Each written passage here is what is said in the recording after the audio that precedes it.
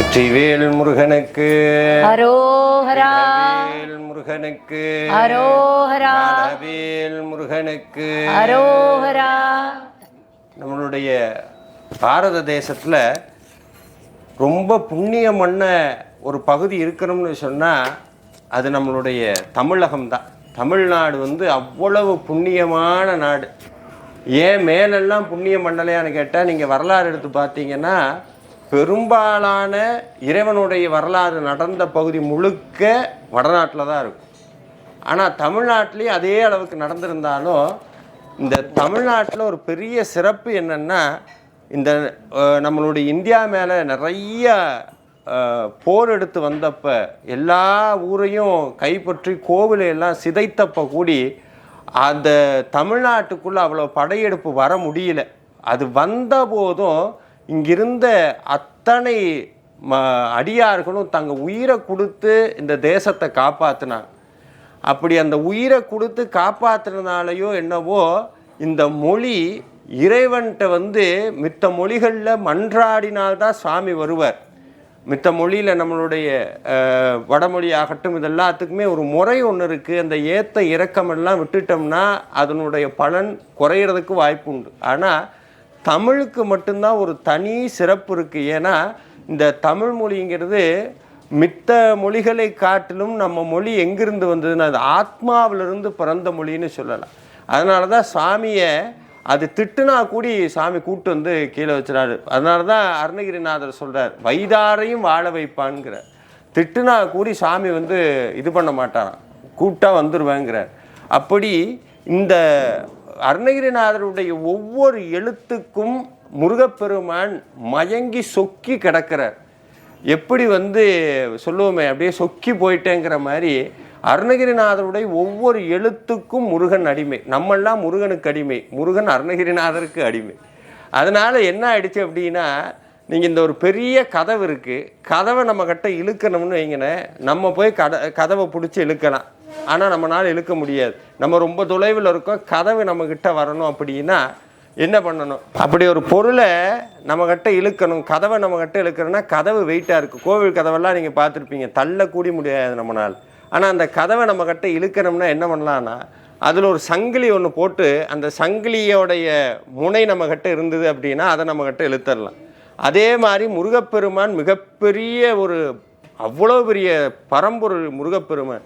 அவரை நம்மக்கிட்ட கொண்டு வரதுங்கிறது சாதாரணம் கிடையாது. முருகன் அடியாருக்கும் அடியார் தான். ஆனாலும் நம்மளுடைய கர்மவினையினால் சாமி நம்மக்கிட்ட வர்றதுக்கு கொஞ்சம் தடைப்படும். அப்போ சாமியினுடைய பாதத்தில் முருகப்பெருமான் என்ன போட்டிருக்கார்? சங்கிலி நிறையா போட்டிருக்கார், தங்கச்சங்கிலி. அந்த சங்கிலி பார்த்திங்கன்னா இப்படி தொடராக இருக்கும், வளையமாக. அந்த வளையத்தில் இறுதியில் இருக்கிறது அருணகிரிநாதர். அருணகிரிநாதர், பாம்பன் சுவாமிகள், வள்ளலார், வாரியார்னு ஒவ்வொரு சங்கிலியாக முருகனுடைய பாதத்தில் அது போட்டிருக்கு. அந்த சங்கிலியினுடைய ஒரு முனையை பிடிச்சிங்கிட்டு இழுத்தோம்னா முருகன் தானாக நம்மகிட்ட வந்துடுவார். பாதத்தை பிடிக்கணும்னு அவசியம் கிடையாது, அந்த சங்கிலி பிடிச்சி இழுத்தோம்னா வந்துடுவார். அதனால் அருணகிரிநாதருடைய வார்த்தைகள் அத்தனையும் முருகப்பெருமானுடைய பாதத்தில் போட்ட தங்க சிலம்பு மாதிரி. அதை பிடிச்சிட்டோம் அப்படின்னா சாமி நம்மளை விட்டு போக மாட்டார். அதற்கு ஒரு சாட்சி தான் இந்த வேல் வகுப்புன்னு திருத்தணியில் நம்மளுடைய அருணகிரிநாத பெருமான் திருத்தணியில் உட்காந்து இந்த மகாமந்திரத்தை சொல்கிறார். அருணகிரிநாதருடைய தனித்துவமே என்னென்னா, ஒவ்வொரு பாடல்லையுமே ஒரு தனி தரிசனம் இருக்கும். தரிசனம்னா, இப்போ நான் ஒரு பொருளை பார்க்குறேன். இன்றைக்கி நான் உதாரணத்துக்கு நான் விளக்கு கடைக்கு வந்திருக்கேன்ட்டு யாராவது கேட்குறாங்க, இந்த கடை எப்படி இருந்ததுன்னா என்னுடைய அனுபவத்தை சொல்கிறேன். அதுலேயும் என்ன பண்ணுவேன், என்னை ரொம்ப கவர்ந்த ஒரு பொருளைத்தான் திருப்ப சொல்லுவேன். எல்லா பொருளையும் நம்ம பார்க்க மாட்டோம், பார்த்துருந்தாமே என் மனசை ரொம்ப கவர்ந்த ஒரு பொருளை சொல்லுவோம். ஆனால் அருணகிரிநாதருடைய தனித்துவம் என்னென்னா, இப்போ பழனி போகிறார், பழனியில் அந்த நிமிஷத்தில் ஒரு தரிசனம் கிடைக்கும். உதாரணத்துக்கு இப்போ அருணகிரிநாதர் எப்படி உட்காந்து பாடியிருப்பார் நம்ம ஒரு கற்பனை ஒன்று. இப்போ நம்மளாம் அப்படி உட்காந்துருக்குறோம், நம்மளை மாதிரி உட்காந்து பாடியிருப்பாரா, நின்றுட்டு பாடியிருப்பாரா, இது எல்லாம் கண்டுபிடிக்கணும்னா பழனி மலையில் அருணகிரிநாதர் உட்கார்ந்துருக்கிறார். சுற்றி தீபமெல்லாம் இப்படி எரிஞ்சிக்கிட்டு இருக்கு, இப்படி பாடிக்கிட்டே இருக்கிறார். திடீர்னு தீபத்துக்குள்ளே முருகன் சிரிக்கிறார். தீபமங்கல ஜோதி நமோ நம.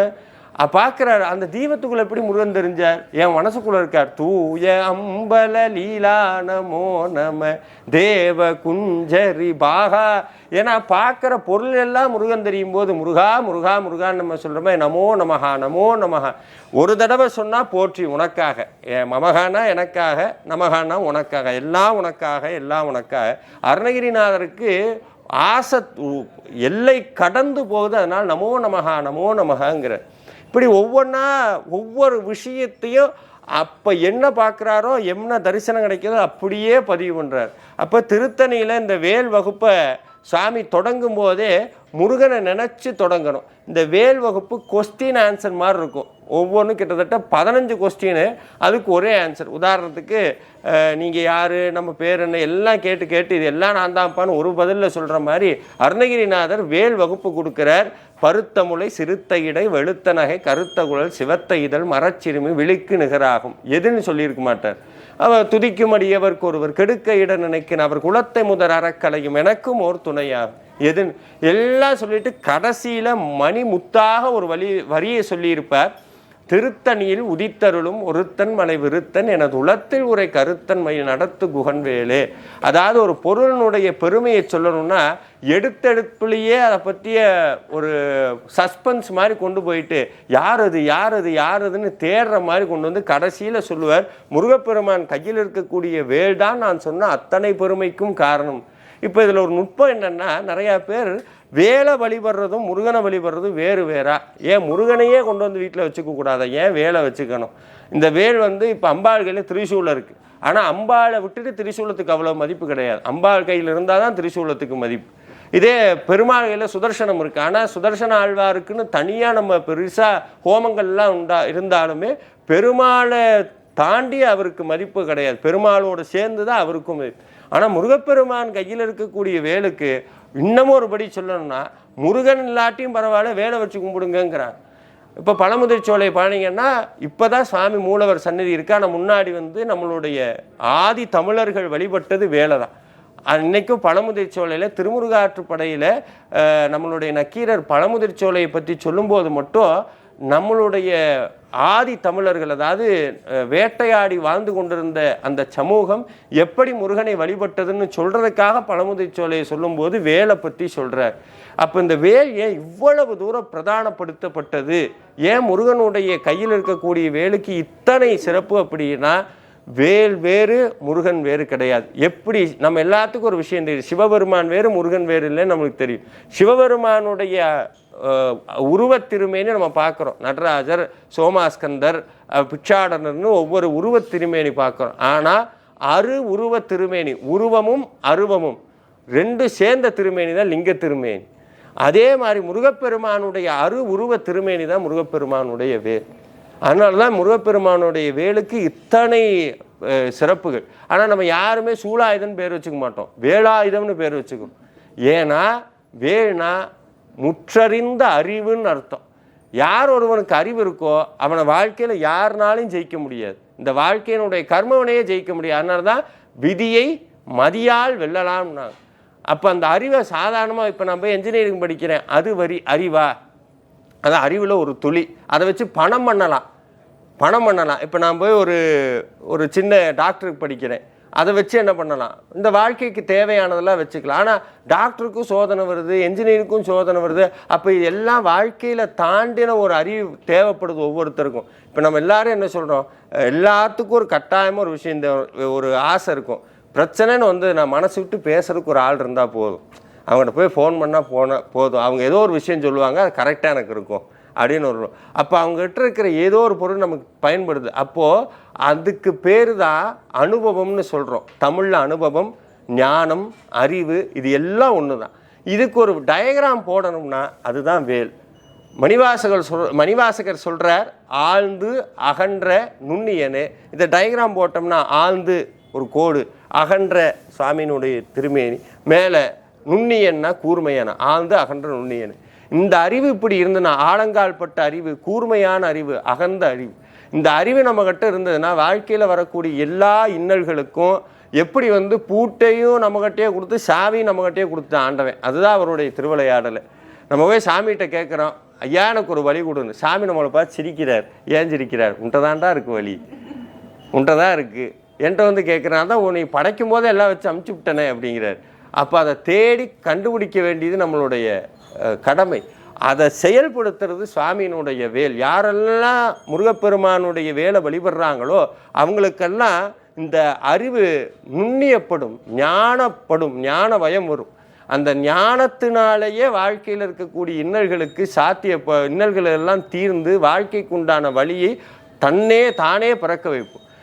நம்மளுடைய வடமொழியில் ஆகமத்தில் ஒரு வார்த்தை ஒன்று வரும். கடவுள் எப்படி நம்மளை காப்பாற்றுவார்? பசு கூட்டங்களை மேய்ப்பது போல ஒருபோதும் ஆண்டவன் தன் கையில் குச்சியை கொண்டு பசுக்களை மேய்ப்பது போல நம்மை காப்பாற்றுவதல்ல. பசுக்குள்ளே இருக்கக்கூடிய அறிவு போல ஆண்டவன் நமக்குள்ளே இருந்து நம்மளை செயல்படுத்துகிறான். அப்போ நமக்குள்ளே இருக்கக்கூடிய கடவுள் தூய அறிவாக இருக்கிறார். அதனால தான் வேதாத்திரி மகரிஷி வந்து அறிவு திருக்கோவில்னு வச்சிருக்கிறார். டெம்பிள் ஆஃப் சூப்பர் கான்சியஸ்னஸ்ங்கிறாங்க. உலகத்தினுடைய பிரபஞ்சத்தினுடைய பேரறிவு நமக்குள்ளே இருக்குது. பேரறிவு இந்த பிரபஞ்சத்துக்குள்ளே என்னென்னலாம் இருக்கோ அதெல்லாம் நமக்குள்ளே இருக்குது. அப்போ ஒரு சில மனிதர்கள் அதை கண்டுபிடிச்சிடுறாங்க, ஒரு சில மனிதர்கள் அதை கண்டுபிடிக்காமல் விட்டுறாங்க. அதை செயல்படுத்துறது தான் சாமியினுடைய வேல். அதனால் அருணகிரிநாதர் சொன்னார், இப்பேற்பட்ட அறிவினுடைய வடிவமாக இருக்கக்கூடிய இறைவன் எங்கே இருக்கிறான்? திருத்தணியில் இருக்கிறான். திருத்தணியில் மட்டும் இல்லை, திருத்தணியில் உதித்து அருளும். திருத்தணிக்கு போகிறவனுக்கெல்லாம் அருள் செய்வான். திருத்தணியில் உதித்தருளும் ஒருத்தன். பல அறிவு இருக்கா? இல்லை, ஒரே ஒரு அறிவு ஞான வடிவமாக ஒருத்தன் தான் இருக்கிறான். திருத்தணியில் உதித்தருளும் ஒருத்தன். அவன் எங்கே இருக்கிறான்? என் மனசுக்குள்ளே இருக்கிறான். அவன் எங்கெல்லாம் இருக்கிறான்? மலைகள்லாம் இருக்கிறான், மயில் மேலே இருக்கான். கடைசியில் சொன்னார், குகன் நடத்து வேலைன்னார். குகன்னா இதய குகையில் வசிக்கக்கூடிய முருகப்பெருமான் கையில் இருக்கக்கூடிய வேல் அப்படின்னு அர்த்தம். இத்தனை சிறப்புமிக்க வேல்மாறலை வேல் வகுப்பை அருணகிரிநாதர் பாடும்போது முதல்ல வந்து நின்னது வள்ளி. இந்த வேல்மாறல் ஒரு அதிசயம் நடக்கும். என்னன்னா, நீங்கள் தெரியாதனமாக வேல்மாறல் படிச்சிங்கன்னா பிரம்மாவை கும்பிட்ட பலன் கிடைக்கும், விஷ்ணுவை கும்பிட்ட பலன் கிடைக்கும், அம்பாளை கும்பிட்ட பலன் கிடைக்கும், முருகனை கும்பிட்ட பலன் கிடைக்கும். அத்தனை தெய்வங்களுக்கும் இதில் மந்திரம் இருக்குது. அத்தனை தெய்வங்களுக்கும் இதில் மந்திரம் இருக்குது. ஏன்னா இதில் அருணகிரிநாதர் சொல்கிறார், யாராவது ஒருத்தங்களுக்கு இடர் துன்பம் வந்துருச்சுன்னா முதல்ல என்ன பண்ணுவாங்கன்னா அவங்க வீட்டில் போய் வேல் பூஜை பண்ணுவாங்கிறார். வீட்டில் போய் வேல் பூஜை பண்ணிடுவாங்க. அது யாரெல்லாம் பண்ணுறாங்க? மனிதர்கள் பண்ணுறது இல்லையா? முதல்ல யார் பண்ணுறான்? பிரம்மா, விஷ்ணு, சிவன், தேவர்கள் அத்தனை பேரும் பண்ணுறாங்க. அவங்களுக்கு ஒரு இடர் வந்துருச்சு அப்படின்னா அத்தனை பேரும் பண்ணுறாங்களாம். சுரர்க்கும் முனிவர்க்கும் மகபதிக்கும் விதிதனக்கும் அரிதனக்கும் நரதமக்கும் உறும் இடுக்கன் வினை சாடும். அந்த வினையினால் வந்த துன்பத்தை நொடி பொழுதில் வந்து மாய்க்கக்கூடிய ஆற்றல் மிக்கது முருகப்பெருமான் கையில் இருக்கக்கூடிய வேல். சொல்கிறார், பருத்தமுலை சிறுத்த இடை நான் அம்பாளுடைய வர்ணிக்கிறார். அம்பாள் வந்து நிற்கிறார். அது மட்டும் இல்லை, சிவபெருமானை சொல்கிறார். சிவபெருமானுடைய இங்கே நல்லா குஞ்சித பாதம்னு அழகா சுவாமி வந்து தூக்கிய திருவடி குஞ்சித பாதம்னு. கீழே முகிலன்னு ஒருத்தர் இருப்பான், பார்த்தீங்கன்னா நடராஜரை மிதித்து கொண்டு இருப்பார். நிறையா பேர் சம்ஹாரம் பண்ணியிருக்கான்னு நினைப்பாங்க. இப்போ ஒருத்தனை போட்டு மிதித்தா அவன் முகம் எப்படி இருக்கும்? வலிச்ச மாதிரி தான் இருக்கும். ஆனால் முகிலனுடைய முகம் வலிச்ச மாதிரி இருக்காது. மேலே பார்த்துருக்கும். கண் எங்கே பார்த்துருக்கோம்னா தூக்கிய பாதத்தை பார்த்துருக்கும். என்னைய காப்பாற்றிட்டான் சாமின்னு காட்டுறதுக்காண்டி என்னுடைய இறைவன் மிதித்து கொண்டு இல்லை. சாமியை எப்படி என்னுக்குள்ளே இருந்த தீமையை இறைவன் அழித்தார் அப்படிங்கிறத அவன் கண்ணால் நமக்கு காட்டுவோம். அதனால தான் துர்க்கையம்மன் பாதத்தை கீழே எருமையோடைய தலை ஒன்று இருக்கும், பார்த்துருக்கீங்களா? அந்த எருமையோடைய தலையில் வெட்டுப்பட்ட தலைன்னு தான் சொல்லுவாங்க. இப்போ ஒரு தலை வெட்டுப்பட்டுருச்சுன்னா நாக்கு கீழ் நோக்கி இருக்கும். நீங்கள் நம்ம கடையில் அம்மாவோடைய விக்கிரகம் இருக்கும், அம்மாட்ட சொல்லி நீங்கள் பாருங்கள். அந்த நாக்கு கீழே இருந்ததுன்னா தலை இறந்து போச்சுன்னு அர்த்தம். ஆனால் நாக்கு மேல் நோக்கி இருக்கும். மேல் நோக்கி இருக்குன்னா உயிரோடு இருக்குன்னு அர்த்தம். அம்பாள் சாமி வந்து யாரையும் கொல்லுவது கிடையாது. அவங்க குடும்பத்துக்கே அதுதான் பழக்கம். கெட்டவனை கூடி அழிக்க மாட்டாங்க. விநாயகருக்கும் அதுதான். விநாயகரும் தன்னை எதுக்கு வந்த கஜமுகாசுரனை எளியாக மாற்றி தன்னகட்ட வச்சுக்கிட்டார். சிவபெருமான் காமதகனம் பண்ண போனார், அதுலேயே அவனுக்கு மோட்சம் கொடுத்து தன்னகட்ட வச்சுக்கிட்டார். அம்பாலும் இதே மாதிரி தான். முருகப்பெருமான் சொல்லவே வேண்டாம். எல்லாம் என்னன்னா, நமக்குள்ளே இருக்கக்கூடிய தீய வினைகளைத்தான் இத்தனை அசுரர்களாக மாற்றி மாற்றி மாற்றி நம்மகிட்ட காட்டிக்கிட்டே இருக்கிறாங்க. அப்போ இந்த அசுரத்தன்மையை கொல்லுவது அப்படிங்கிறது தான் இந்த அசுரவதம். அதற்காக தான் சுவாமி வேலை பயன்படுத்துகிறார். ஆனால் அசுரத்தன்மையை கொல்லாமல் எப்படி நம்ம வீட்டில் கெட்டு போனதுன்னு ஒரு பொருளை பூமிக்குள்ளே புதைச்சி வச்சா உரமாக மாறி செடிக்கு உயிர் கொடுக்குதோ, அதே மாதிரி நமக்குள்ளே இருக்கக்கூடிய வினையை பக்திங்கிற மண்ணுக்குள்ளே போட்டு புதைச்சி வச்சோம்னா நம்ம வாழ்க்கையை மலரச் செய்யக்கூடிய விதையாக உரமாக அதுவே மாறும்.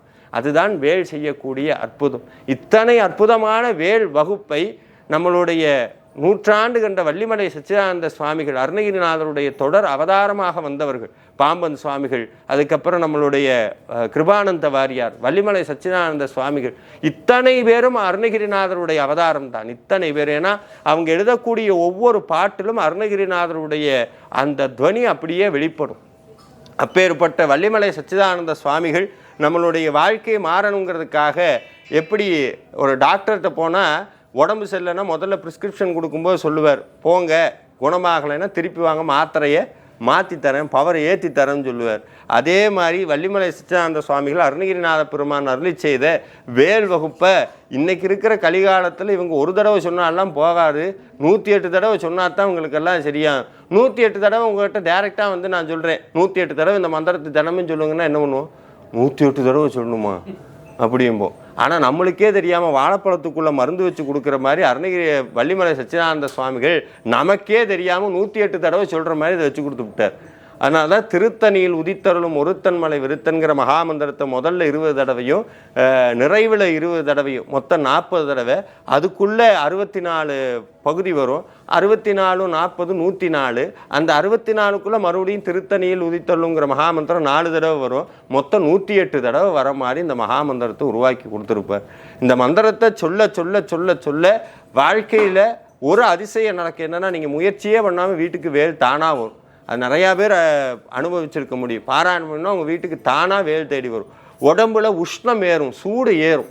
தொடர்ந்து 48 நாள் பண்ணுறவங்களுக்கு சில பேருக்கு ஆரம்பத்திலேயே பிரச்சனைகள் நிறையா வரும். நிறைய பேர் சொல்லுவாங்க, எடுத்துனே படித்தவன் எங்கள் வீட்டில் பிரச்சனை வந்துருச்சு அப்படின்னா, இதுக்கு முன்னாடி எவ்வளோ அமைதியாக இருந்த மாதிரி அப்போ தான் திடீர்னு பிரச்சனை வர மாதிரி எல்லாம் சொல்லுவாங்க. அது என்ன, நம்ம நல்லது பண்ண போகும்போதே நம்ம மனசு என்ன பண்ணுங்க தெரியுங்களா, பண்ணக்கூடாதுங்கிறதுக்கு என்னென்னலாம் இருக்கோ அதெல்லாம் பட்டியல் போட்டு எல்லாம் சொல்லும், இதெல்லாம் பண்ணக்கூடாது, இதெல்லாம் பண்ணக்கூடாது. வீட்டில் வந்து 24 மணி நேரம் சீரியல் ஒன்றா அது ஒன்றும் பிரச்சனை கிடையாது. ஆனால் வீட்டில் வேல் வச்சா மட்டும் அதுக்கு எதாவது பூஜை பண்ணுமா, அதை பண்ணுமா, இதை பண்ணுமா, அதை இத்தனையும் மைண்டு பட்டியல் போடும். அப்படி சாமி இந்த வேல்மாறல் மகாமந்திரத்தை பாராயணம் பண்ணும்போது ஆரம்பத்தில் தடங்கல்கள் வர மாதிரியும் மனசில் கவலைகள் வர மாதிரி தோன்றினாலும், இறைவனுடைய திருவருள் ஒருத்தருக்கு இருக்கும் என்று சொன்னால், முருகனுடைய திருவருட்சக்தி இருக்கும்னு சொன்னால் அந்த தடைகளையும் மாறி பாராயணம் பண்ணுவாங்க. அப்படி தான் சுவாமி இன்னைக்கு நம்மளை கூட்டிகிட்டு வந்து இங்கே உட்கார வச்சு பாராயணம் பண்ணுறதுக்கு ஒரு அற்புதமான அனுகிரகத்தை ஏற்படுத்தி கொடுத்துருக்கிறார். அதுவும் அற்புதமான வேலனுடைய பாதத்தில் உட்காந்தே இதை பாராயணம் பண்ணுறதுக்கு, இதெல்லாம் நம்ம முடிவு பண்ணுறதில்ல. இப்போ அம்மா பார்த்து இதை பண்ணணும்னு முடிவு பண்ணுறதில்ல, நான் பார்த்து உட்காந்து பேசணும் முடிவு பண்ணுறதில்ல. எல்லாமே அவன் என்னைக்கு எழுதி வச்சுட்டான். அந்த தீர்மானிக்கப்பட்ட விஷயத்தில் நல்லதும் உண்டு, சில சமயம் நம்மளுக்கு தீயதும் உண்டு.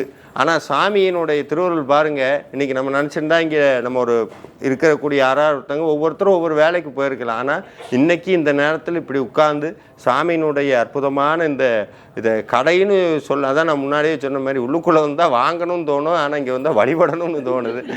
அது மாதிரி வந்தோடனேயே இப்படி ஒரு அற்புதமான ஒரு இடத்துல உட்காந்து நல்ல உள்ளங்களுக்கு மத்தியில் உட்காந்து நல்ல விஷயத்தை பண்ணுறதுக்கு, நல்ல முருகனுடைய வாயார மனதார பாடுவதற்கு சாமி திருவருள் பிச்சையிட்டு இருக்கிறார். அதற்கு நன்றி தெரிவித்து கொண்டு சுவாமியினுடைய திருவருளால் நம்ம இப்போ வேல்மாறல் பாராயணம் பண்ணுவோம்.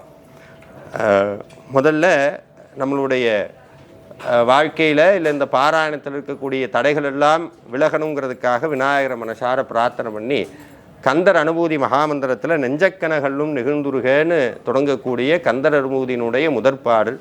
வெற்றிவேல் முருகனுக்கு, வீரவேல் முருகனுக்கு, நெஞ்சக்கனகள்ளும் நிகழ்ந்துருக தஞ்சகத்தருள் சண்முகனுக்கியல் சேர் செஞ்சற்புனை மாலை சிறந்திடவே பஞ்சக்கர ஆணை பதம் பணிவோம். அடுத்து முருகப்பெருமானுடைய அந்த சுவாமியினுடைய திருக்கை வேல், அவருடைய பார்வை, அவருடைய ஸ்பரிசம் இத்தனை எனக்கு துணையாக இருக்கணும்னு சொல்லக்கூடிய கந்தர் அலங்கார மகாமந்திரம். விழிக்கு துணை திருமென்மலர் பாதங்கள், மெய்மை குன்றா மொழிக்கு துணை முருகா எனும் நாமங்கள், முன்பு செய்த பழிக்கு துணை அவன் பன்னிருதோளும், பயந்த தனி வழிக்கு துணை வடிவேலும் செங்கோடன் மஜூரமுமே. அடுத்து எந்த ஒரு மகாமந்திர ஜபம் பண்ணும்போதும் நம்மளை சுற்றி எந்த விதமான தடைகளும் இருக்கக்கூடாது. மனசினால் எழக்கூடிய தடைகள், அதாவது இது சீக்கிரம் முடிக்கணும், எந்திரிச்சு போகணும், வீட்டில் அவங்க இருப்பான், மனசை ஏற்படுத்தக்கூடிய தடைகள், புறத்தடைகள், இது எல்லாம் இருக்கக்கூடாதுன்னு மயில் நம்மளை சுற்றி வட்டமிட்டு கொண்டே நம்மை பாதுகாக்க வேணும்னு சொல்லக்கூடிய கந்தரலங்கார மகாமந்திரம். தடக்குற்ற வேல் மயிலே இடர்தீரத் தனிவடிவில் நீ வடற்கு கிரிக்கு புறத்தும் நின் தோகையின் வட்டமிட்டு கடற்கு புறத்தும் கதிர்க்கு புறத்தும். முருகப்பெருமானுடைய வேலனுடைய மகா அற்புதங்களை எல்லாம் சொல்லக்கூடிய வேல் எத்தனை வகைப்படுங்கிறத ஒவ்வொரு வரியா சொல்லக்கூடிய மகாமந்திரம்.